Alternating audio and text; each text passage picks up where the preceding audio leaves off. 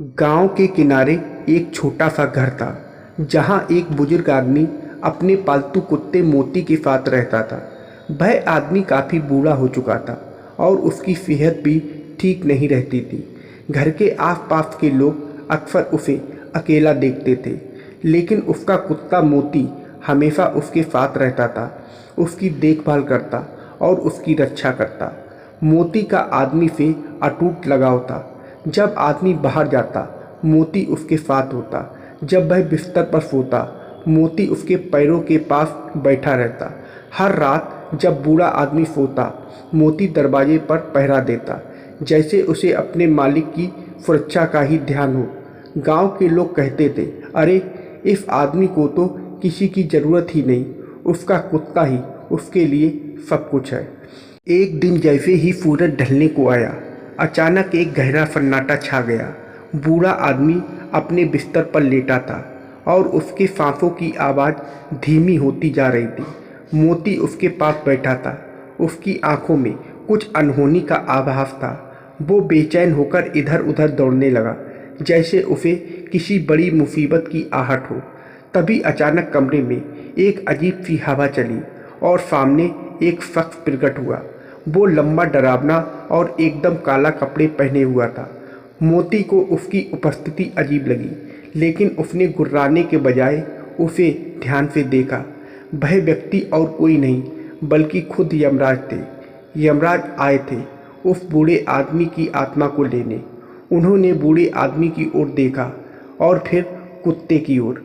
मोती अब बूढ़े आदमी के सामने खड़ा हो गया, जैसे वह यमराज को आगे बढ़ने से रोक रहा हो। यमराज ने मोती की तरफ देखा और कहा, हटो कुत्ते, मैं तुम्हारी मालिक की आत्मा को लेने आया हूँ। उसकी ज़िंदगी अब पूरी हो चुकी है। मोती ने धीरे से गुर्राते हुए कहा, मैं नहीं हटूँगा।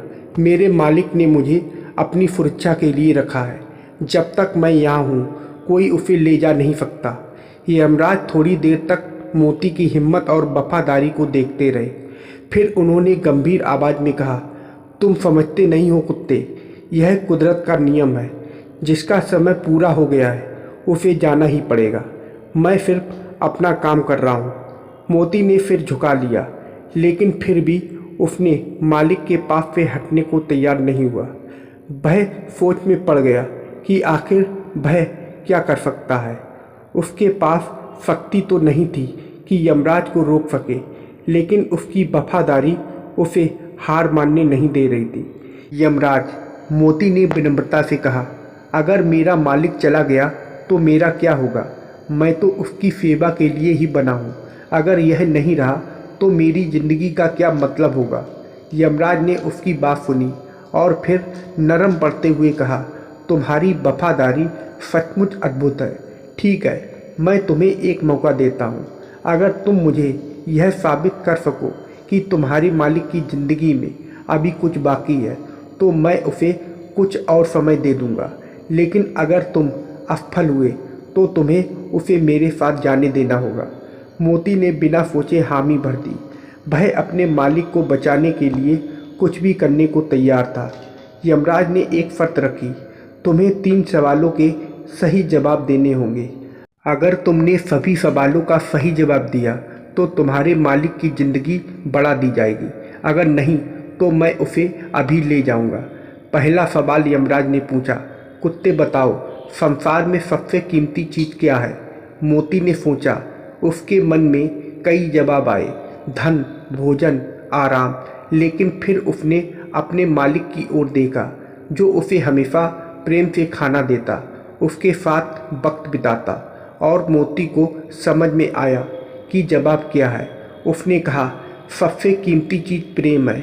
यह वह बंधन है जो हमें एक दूसरे से जोड़ता है, चाहे हम इंसान हो या जानवर। यमराज ने सिर हिलाया और कहा, सही जवाब। अब दूसरा सवाल सुनो, संसार में सबसे बड़ा धर्म कौन सा है? मोती फिर से सोच में पड़ गया। उसे धर्म के बारे में ज़्यादा कुछ नहीं पता था, लेकिन उसने अपने मालिक से एक बात सीखी थी, उसकी वफादारी कभी नहीं डगमगाई थी और उसने हमेशा अपने मालिक की सेवा को सबसे ऊपर रखा था। उसने धीरे से कहा, सबसे बड़ा धर्म सेवा है। चाहे इंसान हो या जानवर। जब हम किसी की सेवा करते हैं तो हम अपना कर्तव्य पूरा करते हैं। यमराज मुस्कुराए और बोले, तुम्हारा दूसरा जवाब भी सही है। अब आखिरी सवाल, जीवन का सबसे बड़ा सत्य क्या है? यह सवाल सबसे कठिन था। मोती को इस सवाल का जवाब नहीं सूझ रहा था, लेकिन फिर उसने अपने मालिक के बिस्तर पर पड़े शरीर की ओर देखा। उसकी सांसों की धीमी होती आवाज़ सुनी।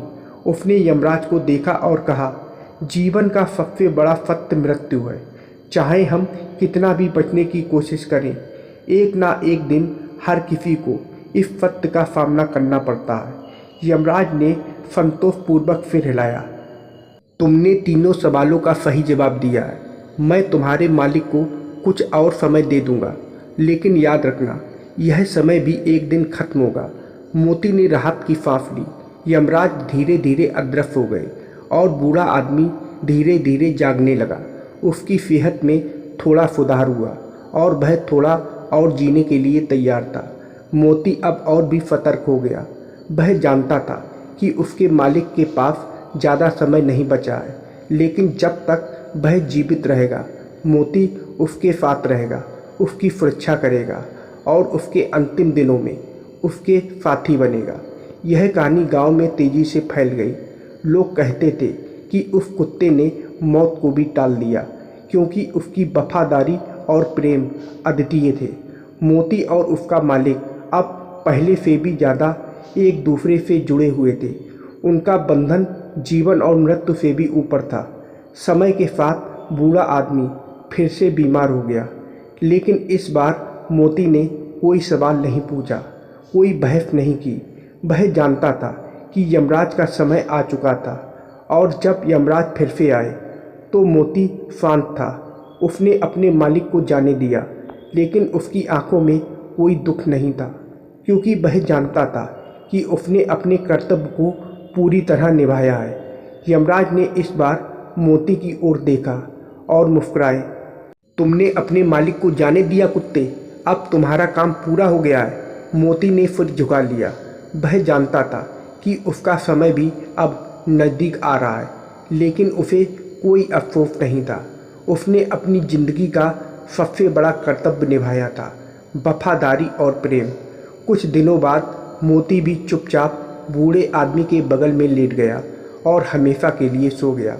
गांव के लोगों ने उसे वहीं दफनाया जहां उसका मालिक सो रहा था, और तब से गांव के लोग उस जगह को आदर से देखते थे जहां एक कुत्ते ने अपनी वफादारी से मौत को भी मात दे दी थी। तो दोस्तों, आप लोगों को यह कहानी कैसी लगी कमेंट करके ज़रूर बताइएगा, और वीडियो को लाइक और सब्सक्राइब करना मत भूलिएगा। वीडियो को पूरा देखने के लिए आप लोगों का बहुत बहुत धन्यवाद।